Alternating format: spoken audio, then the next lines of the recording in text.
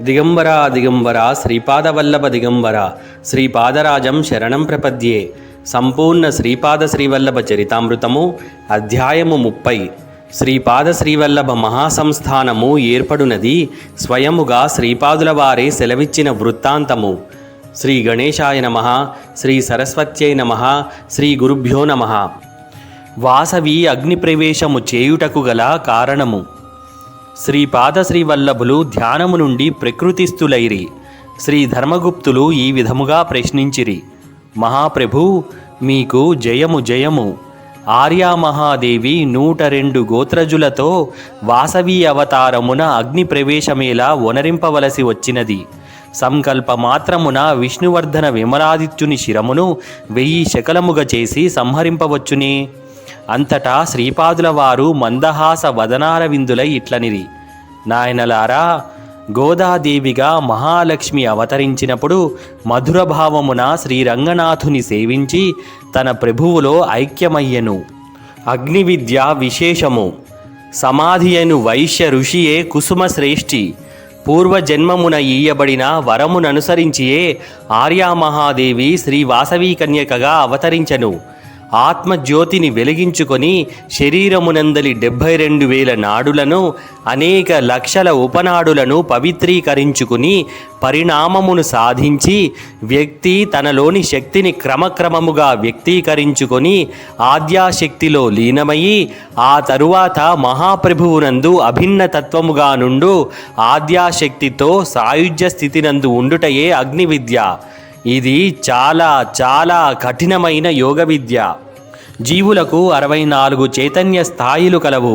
నాథ సంప్రదాయము వారు ఈ 64 చైతన్య స్థాయిల యందు తాదాత్మ స్థితి నొంది జీవులను ఉద్ధరించుటకు 64 శాబర తంత్రముల సహాయము నందెదరు. నాథ సంప్రదాయమునకు ఆది గురువు శ్రీ దత్తాత్రేయుడే. మీ ఎదుట ప్రత్యక్షముగానున్న ఈ శ్రీపాద శ్రీవల్లభ రూపము సాక్షాత్తు ఆనాటి దత్తుడే. చదరంగమునందు 64 గడులు కలవు. శ్రీ మహావిష్ణువు శ్రీ మహాలక్ష్మితో వైకుంఠమున చదరంగమనడి వినోదకేళిలో ఉన్నాడని చెప్పుటలోని అంతరార్థము ఈ 64 చైతన్య స్థాయిలలోనూ ఉన్న రకరకముల జీవుల జీవన వికాస పరిణామ క్రియలను సాక్షీభూతముగా దర్శించుచు వాటి పరిణామ దశలలో యథోచిత అనుగ్రహమును ప్రసాదించుచు దివ్య వినోదమున ఉన్నాడని అర్థము. మానవుడు దివ్యాత్ముడగుటకు కావలసిన యోగ్యతలు. మానవుల శరీరములలోని చైతన్య స్థాయిలను బట్టి వారి యొక్క పరిణామ వేగము ఆధారపడియుండును. జీవుడు దివ్యాత్మగా మారి తీరవలెననడిది విశ్వమానసము యొక్క అనుల్లంఘనీయమైన శాసనము. ఆయా స్థాయిలను బట్టి మానవులు ఆచరించు యోగ పద్ధతులు, మంత్రజపములు, యజ్ఞ యాగాది క్రతువులు, ధర్మకార్యములు మొదలగు వాని వలన వారి శరీరములలోని ఆత్మజ్యోతి ప్రకాశము ఆధారపడియుండును. ఆ ప్రకాశమునకు అనుగుణముగా నాడీశుద్ధి జరుగుచుండును. నాడీశుద్ధి యొక్క స్థాయిలను బట్టి మానవులందు అనేక రకముల శారీరక, మానసిక, ఆధ్యాత్మిక శక్తులు సంప్రాప్తించుచుండును. ఆయా శక్తుల వికాసము జరుగునప్పుడు వారు చేయు ధర్మకర్మములను బట్టి దైవానుగ్రహముండును. శుభప్రదములైన సరస్వతి, లక్ష్మి, దుర్గాశక్తులు మానవునిలో బీజములుగా అంకురించి ప్రవర్ధమానమగుటకు తగిన పరిస్థితులేర్పడినప్పుడు స్వాభావికముగా అంబికకు కరుణారసము ఉప్పొంగి అది అనుగ్రహ రూపమున వ్యక్తమగుచుండును. ఈ రకములైన పరిస్థితులు ఆర్యామహాదేవి శ్రీ వాసవిగా జన్మించినప్పుడు కేవలము 102 గోత్రములలోని అగ్ని ప్రవేశ దంపతులకు ఏర్పడినవి. కనుక అంబిక వారితో సహా అగ్ని ప్రవేశమునర్చి ఆ అగ్ని ప్రవేశ దంపతులు జ్యోతి స్వరూపులుగా మారిపోయినను వారి గోత్రములలోని వారల ప్రార్థనా బలము వలన ఆకర్షింపబడుచుండును. ఈ ఆకర్షణా బలము వలన ఆయా గోత్రజులపై వారి యొక్క ఆ ఆశీస్సులుండును. ఆ ఆశీస్సుల ప్రభావము వలన ఆయా గోత్రజులలో ఇహలోక సంబంధమైన పరలోక సంబంధమైన సుఖ సంతోషములు కలుగుచుండును. అందువలన ఆర్యవైశ్యులు ఈ అగ్నియోగమునందలి విశేషమును జాగ్రత్తగా గమనించి తమలో అజ్ఞాతముగా రగుల్కొలుపబడిన ధర్మ కర్మ రూప అగ్నులను ప్రజ్వరిల్ల చేసుకుని తరువాత రాబోవు తరముల వారికి ఈ అగ్నియోగ ఫలములను అందించుచుండవలెను. ఒక వంశమునందు రగుల్కొలుపబడిన ధర్మ కర్మాగ్ని 7 తరముల వరకు ప్రజ్వరిల్లుచుండును. కనీసము ఆ 7వ తరము నుండి వచ్చువారు అయినను తిరిగి ధర్మ కర్మాగ్నిని పూర్తి స్థాయిలో రగుల్కొల్పుకొనిన ఎడల తిరిగి 7 తరముల వరకు అది జాజ్వల్యమానముగా ఉండును. ఆ అగ్ని ప్రజ్వరిల్లునంత వరకును ఆయా వంశములో అష్టవిధములైన భోగములను ఐశ్వర్యములను నడచుచుండును. అవ్యక్తమును వ్యక్తము చేయునది అగ్నియే. పూర్వ జన్మములందు మానవులు చేసుకున్న మహాపాపములు ఈ జన్మమునందు అనేక రకములైన కష్ట నష్టములు ఈతి బాధలుగా వ్యక్తమవుచుండును. ఈ మహాపాపములు మంత్ర తంత్ర యోగ దాన ధర్మ మొదలైన విధానముల ద్వారా విధ్వంసము చేసుకొన్న ఎడల సుఖ సంతోషములను పొందవీలుండును. వ్యక్తమును అవ్యక్తము చేయునదియును కూడా అగ్నియే. ఈనాడు జీవులు చేసిన మహాపాప కర్మములు అగ్ని వలన అవ్యక్తములోనికి తీసుకొని పోబడును. అవి తిరిగి అవ్యక్తము నుండి వ్యక్తములోనికి తరువాతి జన్మలలో వచ్చుచుండును. తీవ్రమైన దుష్కర్మ గాని తీవ్రమైన సత్కర్మ గాని చేసిన ఎడల ఆయా కర్మలలోని అధిక భాగము ఈ జన్మమునందునే ఫలితమిచ్చుచుండును. అందువలన మానవులు ఈ జన్మములో శుభప్రదములైన కర్మలను ఆచరించిన ఎడల ఈ కర్మలకు సంబంధించిన పుణ్యరూప స్పందనలను అగ్నిదేవుడు అవ్యక్తములోనికి తీసుకొని పోవుచుండును. అవి ఉత్తర జన్మమునందు వ్యక్త స్థితిలోనికి వచ్చుచుండును. ఆర్యామహాదేవి అగ్నియోగముననుసరించి 102 గోత్రముల వారిని ఉద్ధరించుటచే ఆయా గోత్రముల యొక్క ఋషి పరంపరకు చెందిన జన్యువులను సంరక్షించు జన్యుదేవతల వద్ద బీజ రూపమైన స్థితిలో అనుగ్రహ రూపమైన అత్యంత శుభప్రదములైన స్పందనములు నిలిచి ఉన్నవి. వానిని ఆయా గోత్రములు వ్యక్తస్థితిలోనికి తెచ్చుకొనుటకు పుణ్యకర్మలను ఆచరింపవలెను. పుణ్యకర్మములను ఆచరించుట వలన వారికి రావలసిన పుణ్యఫలములతో పాటు అదనముగా బీజరూపమున ఉన్న అనేక శుభప్రద స్పందనలు కూడా వ్యక్తములోనికి వచ్చును. తద్వారా వారు చేయు స్వల్ప పుణ్యమునకు కూడా విశేష ఫలితము లభించును. ఇది అంతయును శ్రీ వాసవీదేవి యొక్క అనుగ్రహమును అగ్ని ప్రవేశ దంపతుల త్యాగ ఫలితమనియు తెలుసుకొనవలెను. నాయనలారా, నేను చెప్పు దానిని బట్టి ఆర్య వైశ్యకులమున జన్మించుట మహా అదృష్టమని భావించుటలో తప్పులేదు. దీనికొక విశేష విధియున్నది. ఆర్య వైశ్యుడై జన్మించి పుణ్యరూప కర్మలనాచరింపక పాప కర్మముల తగిలియున్న ఎడల రావలసిన పాప ఫలితముల యొక్క విశేషమైన పాప ఫలితములు సిద్ధించును. దీనికి అగ్ని ప్రవేశ దంపతుల శాపమును శ్రీ కన్యకా పరమేశ్వరీదేవి శాపమును ఉండునని గ్రహించుడు. సామాన్య మానవులు పాపకర్మము చేసిన వచ్చు పాప ఫలితము కంటే ఆర్య వైశ్యుడు చేయు పాపకర్మములకు వచ్చు పాప ఫలితము 1000 రెట్లు అధికముగా నుండును.